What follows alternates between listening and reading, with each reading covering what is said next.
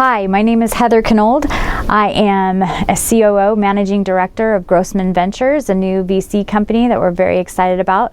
I serve on 3 different boards as an advisor, and I'm also lucky enough to be an executive producer for an upcoming hacker show that will hopefully be on television sometime. Thank you for having me today. I really appreciate your time. I'm here to talk to you about how I went from a part-time bookkeeper to a COO of a tech company that exited to a publicly traded company for about $50 million. And it is possible. It's been a great, long, scary, happy, exciting road, but a long road as well. So I want to talk to you a little bit about how I got there, what I did, and some lessons learned along the way. I started out right out of college at a small biotech firm. I got lucky enough to get recruited as a receptionist. There were about 5 people, and we had a CFO, and her name was Cheryl. And Cheryl was amazing. Since there were so few of us, I got the opportunity not just to be the receptionist. I got to learn about finance. I got to learn about HR. I got to learn about lab mice. I got to learn about really, though, facility management and a little bit of everything. Very soon we moved to a new building, so I got to learn how to manage an office. And I just really got the opportunity to touch each department, which was vital in my trajectory and learning how basic business works. And I did that for a few years, and then I had children. And when they got old enough, I finally just took a break. And I did a part-time gig. I ran a small boutique company that serviced Lockheed Martin. So it was tiny, manageable, but we still managed to do $10 million a year. And so I was able to do that in the school time. So I was able to drop the kids off, do work, still stayed a little sharp since I had all this knowledge and I knew how to do all these things. It was pretty easy fit for me, and I really enjoyed that. I did that for about 6 years. I was offered an opportunity at a big tech firm, and funny story about that is it was called White Hat Security, and I remember telling my husband, I don't want to work for a security company because I thought it was mall cops, but it's not. It was this hacker army coolness, so I'm glad I didn't judge it too hard on that. So I took an EA job, actually, in this tech company working for a woman, CEO. She was the Murphy Brown. She was the Devil Wears Prada. She wanted her Diet Coke at a certain time, just to give you an idea of kind of what I was up against. And when I came in, I had an idea that it was going to be one thing, and I found out that my skills as a homemaker actually made me very successful at this job because she really needed another woman to support her. And I realized there was so much opportunity for growth for me. So trying to get her trust was tough. She was a tough person. I just decided that there was a need and a gap to fill within that executive team. And so what I did was start networking with all the executives and talking to them. And we were recruiting. We had just received a massive amount in funding. And so I got to know those candidates, and then we ended up hiring them. So then I had a relationship with them. Within that, I was able to then position myself within those teams to be the liaison between her and the CFO, between the VP of sales, between the customer service VP. All these different teams would come to me, and then I would bring things to her. So becoming that liaison, becoming that knowledgeable about the business really helped me in my next step, which is when Stephanie stepped aside and our founder came back, and his name was Jeremiah Grossman. So Jeremiah is a very unique individual. He thinks very literally. And so he sat me down amongst everybody else, but it was my turn to sit down with him, and he looked straight at me and said, so what do you do? And in that moment, I had that butterfly in my stomach, and I thought, this is the brass ring. I have a chance to get out of the kids' homework and the Diet Coke and all the other things that I was supposed to be doing, and then I'm really doing this over here. And I said, I can make you 100 times more productive. Just give me a chance to show you. And he looked at me and he said, interesting. Okay, we have a huge conference the following week. Let's see what you can do. Using all the skills that I had acquired before I got there, I already knew all the exec team. I already had relationships with them, and to bring them all together in a very successful conference, we came back and he said, "I've never been so productive in my life, and I don't ever want to do business without you." I had to be courageous. I had to grab. I had to go for it, even though it was super, super scary. We did a lot of fun work together at White Hat. We were there for a few more years. And as politics go and things go, we got a little ready to do something different. And the board of that company was ready to make a change and do some different things. And so I had my Jerry Maguire moment. We're up against the wall. I'm gonna leave my cushy job. And I took my fishbowl and all my things and said, "Okay, I'm gonna go with you, Jeremiah. I'm gonna go."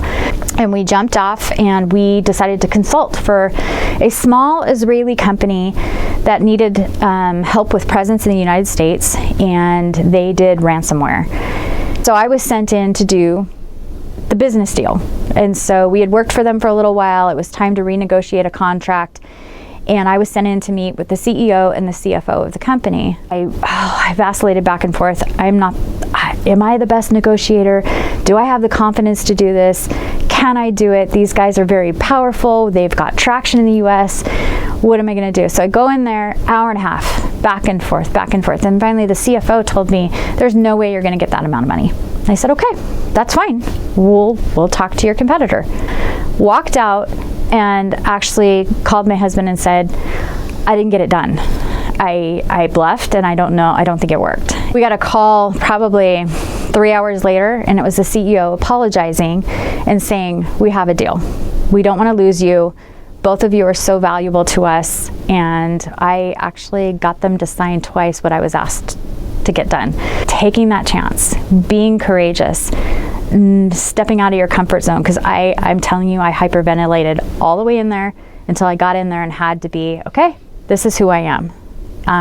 So that was an amazing experience that I had, and I feel like really then set the tone for my next steps. So we then formed Bit Discovery, which is our tech company.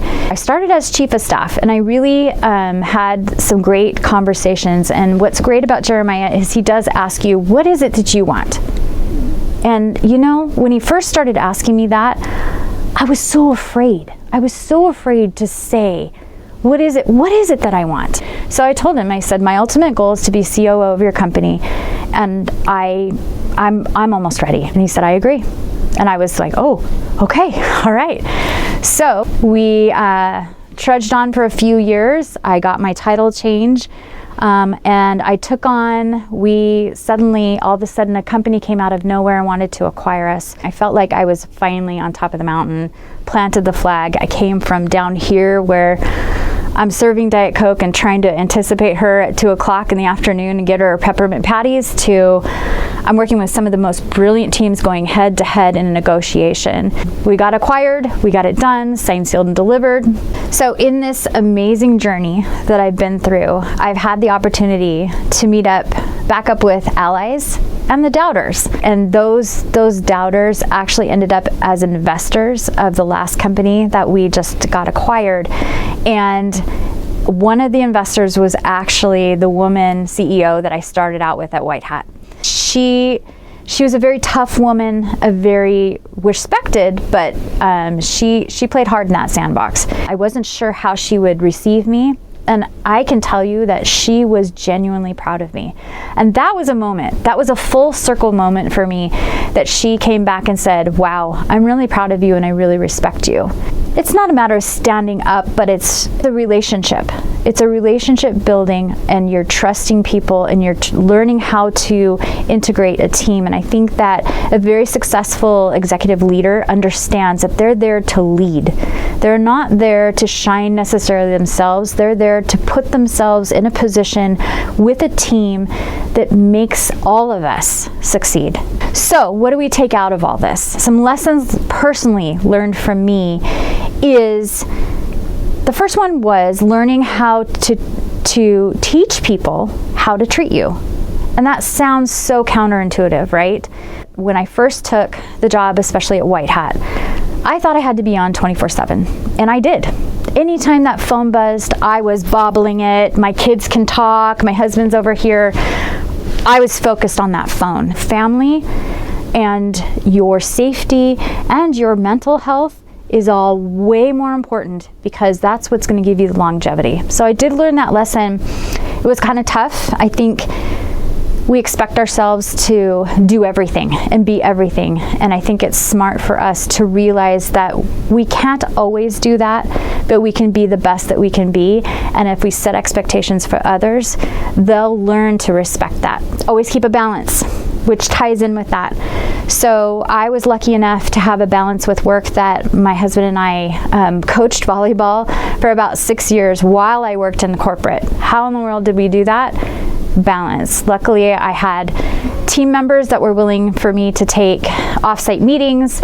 I was still attentive, but I was able to do that really great experience of being a coach and being with these volleyball girls, and my daughter was a part of it. My husband was my co-coach, and what a great experience. And it did provide that family life work balance and gave me opportunities to excel in other areas in my life that I think are very important, because you bring that back with you. Probably one of the most important ones is I learned right away, authentic relationships are the key to everything.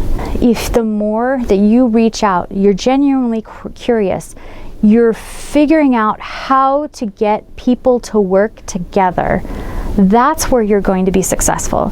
But leadership also understands, I know I'm not always the most brilliant person in the room. There's always someone that knows more than I do. And the one brilliant thing that I can do is bring that person into the room with me, and we can lock arms and be brilliant together. They can bring their experience, their knowledge, and I'm not intimidated by that. In fact, please help me be better. How can I learn from you?